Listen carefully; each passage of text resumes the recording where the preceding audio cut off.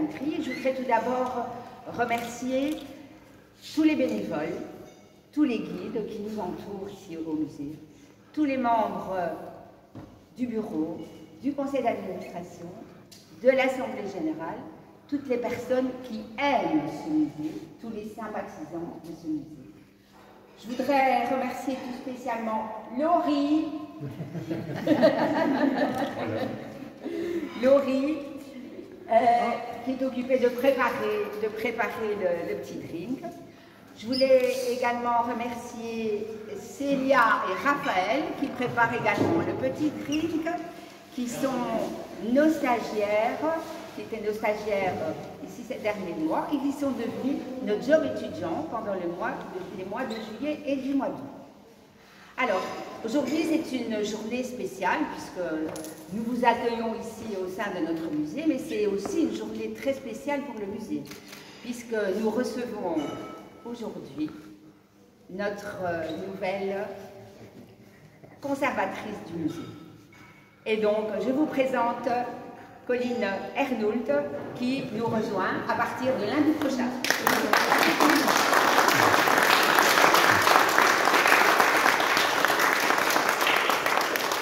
Je ne vais pas vous faire tout son CV parce qu'elle a un CV quand même impressionnant.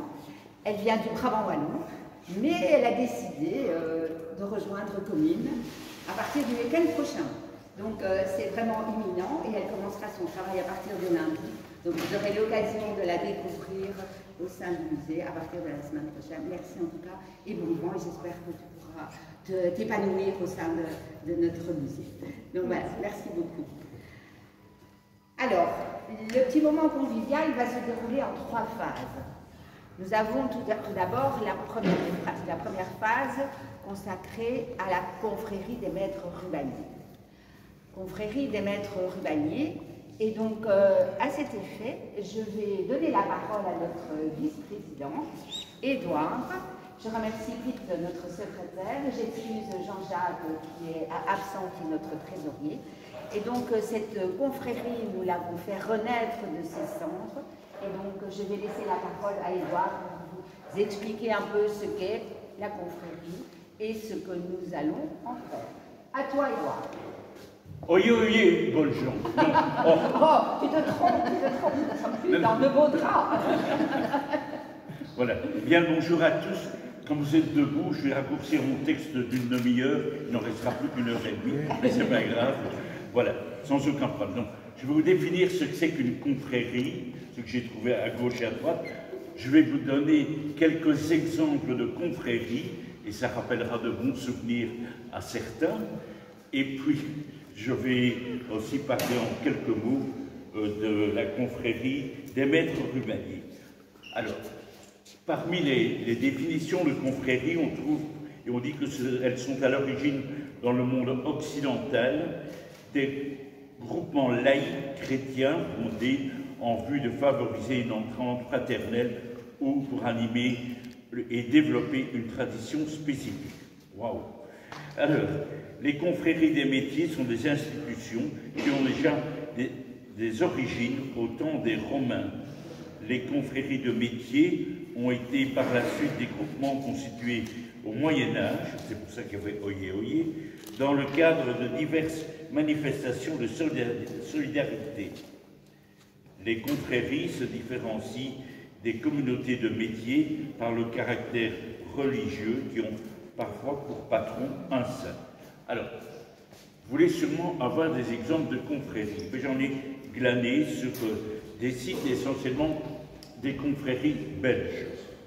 Il y a des confréries militaires, par exemple, là c'est un exemple français, avec le bataillon des canonniers sédentaires de Lille, pas loin d'ici. Des confréries de pèlerinage, comme celle de l'abbaye de Mathias de Trèves, qui est supposé conserver les restes de l'apôtre Matthieu. On va en Belgique. Les confréries religieuses de pénitents défilant dans la procession du quart d'heure à Mons, juste avant le douche. Les confréries de dévotion et d'intercession, la confrérie noble du 500 à Bruges est une des plus anciennes religieuses belges qui emmène justement la procession du 500 au mois de mai dans cette très belle ville de Bruges. La confrérie de la Semaine Sainte, surtout en Espagne ou au Portugal, où on voit parfois sortir des processions d'une église portugaise ou espagnole. Les confréries caritatives, comme celle de la Saint-Christophe, avec plus de 12 000 membres dans les familles royales confréries civiles, avec des loges maçonniques, dont celle de l'ULB. Les confréries de dégustation, ça devient intéressant, dont la Guilde internationale des fromagers dite confrérie, mais aussi confrérie bachique ou de vin français, ou de vin d'Anjou ou de Saumur.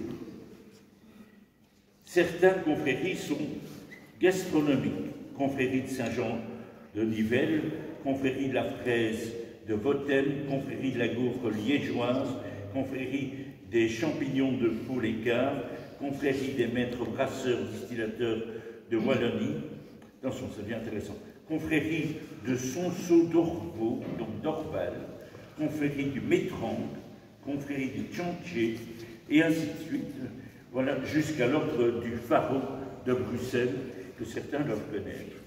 Voilà. Il y a des fraternités estudiantines que nous avons connues. Oui, voilà. Confrérie estudiantine très répandue dans un système universitaire anglo-saxon ainsi qu'en Belgique. Les confréries de fiction liées à des romans, voilà. Et dans nos régions, eh bien, on va d'abord citer, et je ne sais pas où il est passé, voilà, Michel Sens est là, à Comines-France, en 1964, naît la confrérie de la Franche-Louche. Complètement naturelle du comité, son rôle est de perpétuer la tradition de la fête des Louches du deuxième dimanche d'octobre, avec un côté plus protocolaire, et nous serons présents, n'est-ce pas Chantal, ce deuxième dimanche d'octobre, mais on sera occupé le matin autre chose. N'oublions pas aussi les confréries monastiques, comme les moines à Plouxter et à Messine, qui mettent en exergue des breuvages brassicoles locaux, très locaux. Et puis, le 28 octobre 1985, a été créée la confrérie des maîtres rubaniers par Simon Vanet, voilà la statue là-bas, par Simon Vanet, fondateur et président du musée, à l'occasion de son inauguration. Elle a comme objectif premier et principal le fonctionnement et le rayonnement du musée en maintenant pour les générations futures le patrimoine d'un riche passé industriel. Je termine. Ah non, je suis encore à encore à ça. La confrérie était composée à l'époque de maîtres et de grands maîtres qui choisissaient les nouveaux membres, aussi de chevaliers, de grands chevaliers. Afin de donner une touche esthétique, il y avait aussi un uniforme d'apparat qui était créé par une toge de velours très chaud, bleu roi, avec 2 navettes brodées, une médaille en terre cuite, puis en métal, complète l'ensemble, avec une devise « Vaincre l'indifférence ». Lors du traditionnel Pierrot de la Sainte-Catherine, auquel vous êtes invités autour du 25 novembre, le grand maître procède et préside l'intronisation de nouveaux membres. Des ouvriers aux enseignants, des industriels aux politiques, au fil des ans, cette confrérie, elle périclite quelque peu jusqu'à sa dissolution en juillet 2019. Et puis, fin 2023, n'est-ce pas Chantal, dans la foulée d'un renouveau du musée, la confrérie renaît de ses cendres, un peu comme un phénix, avec une toute nouvelle équipe qui vous fait découvrir ce soir le nouveau lot. Voilà. Merci Édouard. Évidemment le logo, mais avant, Édouard, on va dévoiler la nouvelle cape, puisque Édouard nous a parlé de cette fameuse cape très lourde qui avait été confectionnée à l'époque. Alors, voilà la cape. Tu tiens avec moi? Voilà. Hop, ça, c'était la cape originale. Et maintenant, Édouard. Il y a chaud. Voilà la nouvelle cape.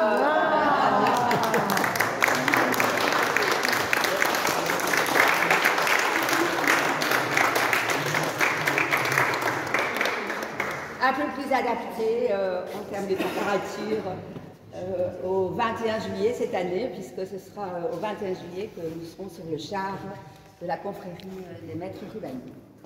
Oui, oui, oui. Ok. Alors, le logo. Eh bien, nous avons donc lancé un concours de création du logo. Et en 2 minutes, je vais vous rappeler quelles étaient les conditions de la création de ce logo, de ce nouveau logo. Donc, nous avions lancé ça au niveau des écoles, évidemment de notre entité. Nous n'avons pas été en dehors de commune. Et donc, il y avait un petit cahier des charges. Et donc, la grandeur du logo, visible à 2 mètres, quand il est brodé. Un style moderne, sans franges ni cloches. Couleurs, les couleurs du musée, quelque chose d'approchant, avec le rouge et le jaune. Les formats évités, style écusson, vieillot, vintage, on ne va pas employer ce mot-là. Les dimensions internationales, donc ça veut dire la France et la Belgique. Le logo est proposé en JPEG, évidemment, pour que ce soit utilisable sur les différents supports. Tous les droits liés au logo retenus sont cédés à la confrérie. Et pour s'imprégner du thème du musée et de la confrérie, nous avons organisé, merci PIP, la visite de ce musée aux écoles qui voulaient participer. Et donc nous avons eu 2 écoles qui se sont manifestées. Donc nous avons eu Saint-Henri et nous avons eu l'Athénée qui ont souhaité participer. Et nous avons récolté plus de 50 logos.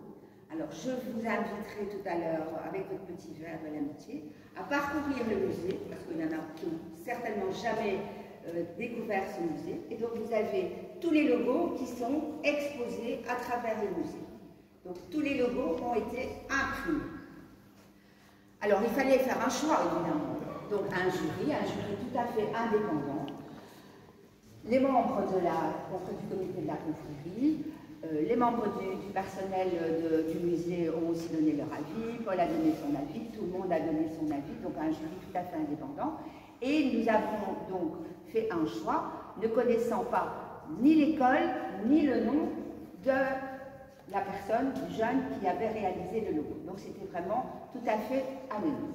Donc maintenant on est un peu comme à Cannes. Pitch, Edouard. Donc voilà. Alors, la gagnante voilà, allait recevoir 100 €. Donc ça, c'était le prix. Et donc, je vais dévoiler le nom. Si vous voulez regarder avec moi. Alors, et alors, and the winner is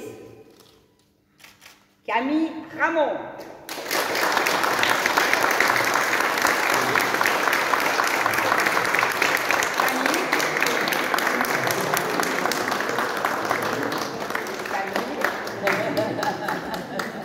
Félicitations. Alors maintenant, quel est le logo? Tu te mets de l'autre côté. On va dévoiler. Attention parce que il faut tenir le cadre. On va remonter. Ah, c'est pas grave. Voilà.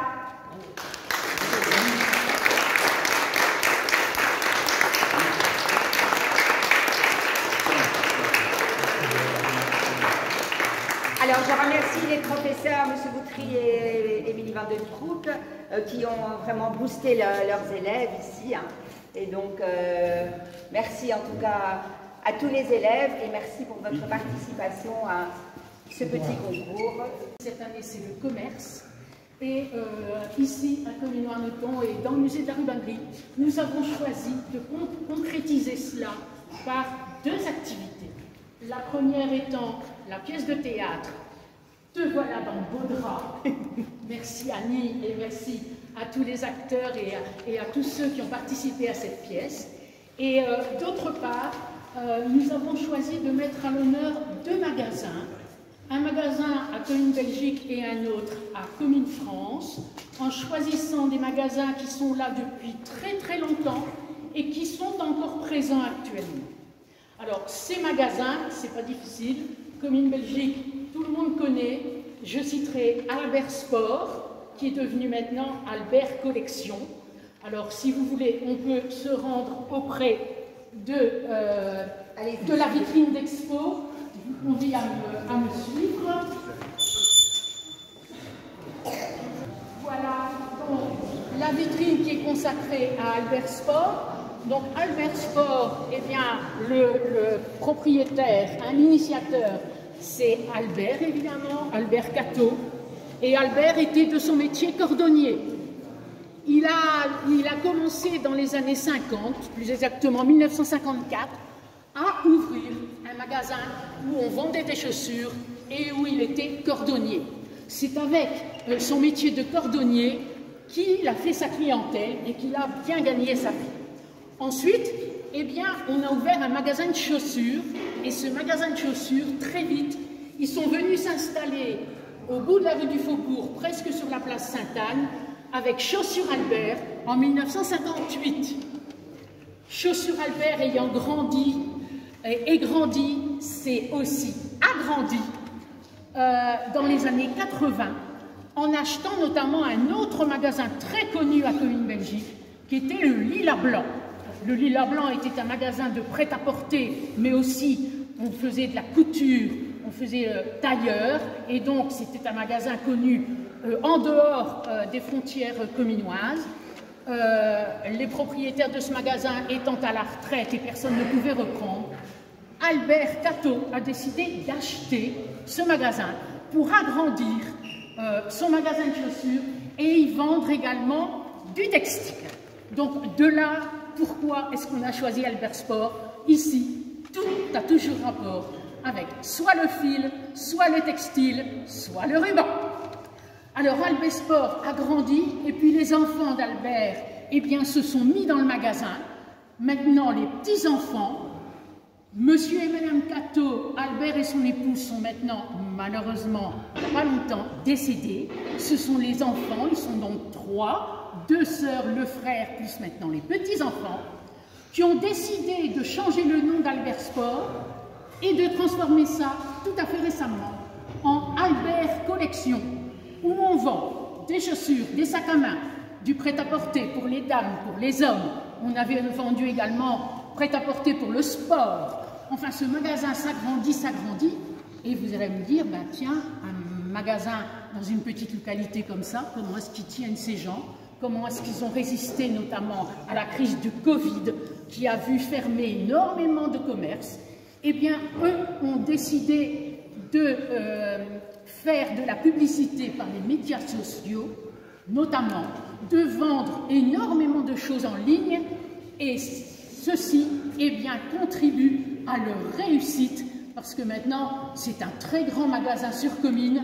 On est très très content d'avoir Albert Sport auprès de chez nous. Alors, vous verrez, quand vous découvrirez la vitrine, qu'il y a des petits articles de cordonnerie, et notamment ici, une chaussure qui a été fabriquée par Albert Cateau, tout à ses débuts. Ensuite, eh bien, nous allons passer à la deuxième vitrine. Et ici, eh bien, on va passer le pont comme on le fait si naturellement quand on va de Commune France à Commune Belgique ou inversement. Alors, Commune France, à nouveau, un magasin en rapport avec le textile. Ce magasin, ceux qui vont à Commune France le connaissent très bien parce qu'il est situé, c'est un magasin de prêt-à-porter maintenant, il est situé sur la grande place de Commune France avec une très grande devanture. C'est le magasin de Burck. Alors, de Burck, c'est une très longue histoire sur 4 générations. Et ici, on remonte aux années 1900, quand les premiers sont venus s'installer, eh bien, à Commune France. Et vous verrez, si vous regardez l'expo, il y a la première photo de l'ancien pont qui date dans les années 1900 et 1914. Ils avaient déjà un tout petit magasin près de la frontière. Et puis, le mari étant un tailleur, ils se sont installés ensuite dans la rue d'Hurlupin, au coin avec la rue du Bachemin, et on a fondé, eh bien, une maison où on faisait le tailleur, on faisait la couture. Et en plus, le propriétaire qui s'appelait Jérôme de Burck était un musicien. À l'époque, dans les années 20 et encore longtemps après, les sociétés musicales, ça fleurissait de partout, dans toutes les petites villes, dans tous les villages. C'était très encouragé, beaucoup de musiciens. Et Jérôme, eh bien, son autre passion, c'était la musique. Alors, Jérôme fait partie de la Philharmonie de Commune France, qui à l'époque regroupe 120 musiciens, c'est vous dire l'importance. Et Jérôme, il est ailleurs. Tout d'un coup, le chef de la Philharmonie se dit, mais on va défiler, donc il nous faut un bel uniforme. Jérôme, l'aiguille, les ciseaux et le maître, et en avant pour faire les uniformes pour 120 musiciens. Donc on a mis ici un uniforme, je le dis tout de suite, on n'a pas retrouvé les uniformes d'antan de la Philharmonie, mais on vous a mis un uniforme pour que vous puissiez voir le travail. Alors Jérôme, une autre anecdote. Jérôme à Commune France, moi ça a résonné parce que j'ai fait passer ma jeunesse à Commune France. Tout le monde l'appelait Macotte. À Commune France, comme dans beaucoup d'autres villes, il y a plein de surnoms à l'époque. Alors Macotte, je ne me suis jamais posé la question. Et puis quand on a interviewé Madame de Burck actuellement, elle nous a dit, bah, c'est tout simple. Jérôme de Burck était tailleur et il vendait énormément de pantalons en velours côtelé pour les ouvriers qui allaient travailler dans les usines textiles notamment et qui faisaient du ruban. Et quand on allait chez Jérôme de Burck, Macotte, il vantait son tissu, le tissu qu'il vendait. Et il disait, vous voyez, Macotte, elle est belle, hein, Macotte, et puis elle est résistante, Macotte. Et à force de dire Macotte, les Cominois, Commune France, Commune Belgique, on l'a appelé, non plus Jérôme, mais chez Macotte. Et à l'époque, on disait en vieux Cominois, en patois, Amou Macotte. Comme on dit encore maintenant, Amou Morel, eh bien, on disait Amou Macotte. Et donc, Macotte a fait les beaux jours de Commune France comme tailleur. Il a travaillé notamment pour les industriels qui étaient à Commune France. On avait besoin d'un costume pour un mariage, pour une communion, pour un enterrement, pour toutes sortes de choses. On avait besoin d'une nouvelle robe. Eh bien, à l'époque, pas de prêt-à-porter, évidemment. On allait chez Macotte. Macotte et son épouse ont des enfants, dont un fils qui se forme comme tailleur.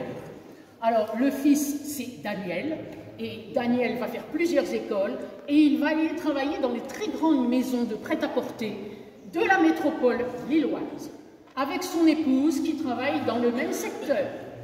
Et puis tout d'un coup, eh bien, Jérôme et son épouse deviennent âgés, le magasin continue d'exister, mais le fils et madame souhaitent, eh bien, vendre du prêt-à-porter, agrandir le magasin. Alors, dans un premier temps, ils ont envoyé les parents au premier étage.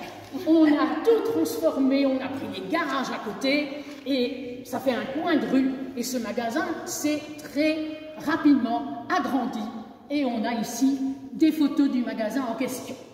Alors, monsieur et madame Daniel de Burck, eux, vont reprendre tout ça, et dans les années 80, eh bien, ils auront l'occasion d'acheter un magasin qui est beaucoup mieux situé, qui se situe sur la grande place de Commune France. Alors, c'est encore là qu'existe le magasin actuel, magasin de prêt-à-porter, avec M. Daniel de Burck et son épouse. Ce magasin va encore s'agrandir parce que Daniel de Burck est un très bon commerçant, mais aussi un entrepreneur. Et donc, il n'y aura de cesse de renouveler ce magasin, de le transformer, de créer d'autres magasins sur la place de Commune. Et donc, maintenant, le magasin existe encore toujours. Malheureusement, M. Daniel de Burck est décédé, mais son épouse continue à tenir ce magasin. Ils emploient du personnel et on peut toujours, sur la place de Commune France, aller se vêtir chez de Burck. Voilà, j'en terminerai, avec un concours. Donc, chez de Burck, Madame de Burck nous a dit on voulait avoir un outil, quelque chose qui avait servi. Eh bien, elle nous a dit, voilà, j'aurais beaucoup de mal à le soulever tellement il est lourd. Je peux vous donner le fer à repasser de Jérôme de Burck, de Macotte. donc qui est un véritable fer à repasser de tailleur à l'époque. Hein. Ce n'est pas un fer à repasser qu'on a dans les maisons, pas du tout. Alors, comme vous le voyez, ce fer à repasser est particulièrement lourd. Donc, pour illustrer cette exposition, aujourd'hui, et seulement aujourd'hui, on vous propose de soulever le fer, d'inscrire votre nom, votre prénom, etc. sur les petits cartons qui sont là, et d'estimer le poids de ce fer à repasser. Bonne chance à tous, et le verre de l'amitié, je pense, sera... On retourne là-bas. Voilà. Alors, on va retourner... Alors, la dernière partie de ce moment convivial est consacrée à l'évolution de notre musée. Donc, pour celles et ceux qui connaissaient le musée auparavant, c'était un musée, oui, mais un musée un peu vieillot, un peu poussiéreux. Et donc, on a voulu redonner un coup de jeune, un coup de propre, un coup de nouveau. Et donc, je remercie vraiment la ville, puisque c'est un bâtiment de la ville du Commis-Noirmeton, la ville de nous avoir soutenus dans nos projets. Hein. Donc, tout le bâtiment a été repeint, remis en état, les fissures ont été rebouchées, etc. Donc ça, c'était vraiment la première partie, et je remercie aussi le personnel communal, parce que bon, ils ont vraiment fait un travail de plusieurs mois pour remettre en état ce bâtiment qui commençait à être un peu vétuste. Alors, deuxième aspect en termes de travaux qui ont été élaborés dans ce musée, pour améliorer évidemment l'accessibilité, c'est ce qu'on appelle le dossier Tourisme pour tous. Et donc, nous attendons un label qui va nous arriver dans les prochaines semaines, on l'espère. Et donc, l'objectif de ces travaux que nous avons faits au niveau du musée grâce à la ville, puisque c'est un dossier qui est mené par la ville, donc c'est l'accessibilité du musée pour les personnes à mobilité réduite. Et donc là, plusieurs choses ont été faites. Donc il y a des nouvelles toilettes qui ont été installées, il y a une rampe d'accès qui a été installée, il y a un sas qui a été fait, pour ceux qui connaissaient le musée avant, il n'y avait pas de sas, donc ce sas est nouveau depuis plusieurs mois. Alors il y a également un vidéophone qui a été installé, un nouveau système de Wi-Fi plus performant, des QR codes, des tablettes, donc tout ça pour l'amélioration de l'accessibilité pour les personnes à mobilité réduite, mais aussi pour les personnes présentant des déficiences visuelles et auditives. Et donc tout ça, c'est évidemment pour amener un autre public dans notre musée et pour que toute personne, quelle que soit sa condition, puisse rentrer et profiter de ce musée exceptionnel, puisque c'est un musée vivant, c'est un musée unique avec notre cathédrale derrière nous. Alors, dernier aspect, avant de vous inviter à prendre le verre de l'amitié et peut-être laisser la parole à Madame la Comtesse, c'est la refonte muséale. Donc là, c'est un projet à moyen terme, je vais dire. Donc vous avez déjà vu que nous avons un peu réorganisé les métiers, il y a plus d'espace pour que les personnes en voiturette puissent passer. Et la refonte muséale, ben, c'est revoir un peu l'esprit du musée pour aussi attirer plus de visiteurs, mais aussi les familles, les jeunes, les enfants, les ados. Un musée, ben, c'est quelque chose que tout le monde est censé venir découvrir. Et donc la refonte muséale, nous y travaillons avec des professionnels. Nous avons fait vraiment un audit et on part de cet audit pour réaliser à moyen terme des choses positives pour notre musée. Et cerise sur le gâteau, la ville nous a suivis dans l'achat. Enfin, je recommence. La ville a acheté pour nous. C'est plus correct. Non, mais c'est pas la fougue, n'est-ce pas? Et donc, la ville a acheté le bâtiment pour faire une extension du musée. Donc ça, ce sera à moyen et à long terme parce qu'il y a quand même beaucoup de travaux qui doivent être réalisés. Et donc, je vous invite, là, c'est la fin de mon petit mot convivial de cet après-midi. Je vous invite à aller voir l'extension à travers la porte qui a été ouverte. Vous ne pouvez pas accéder à l'extension, mais vous pouvez la voir à partir de la porte. Voilà, je vous souhaite une bonne après-midi et je vous remercie vraiment pour votre présence. Merci.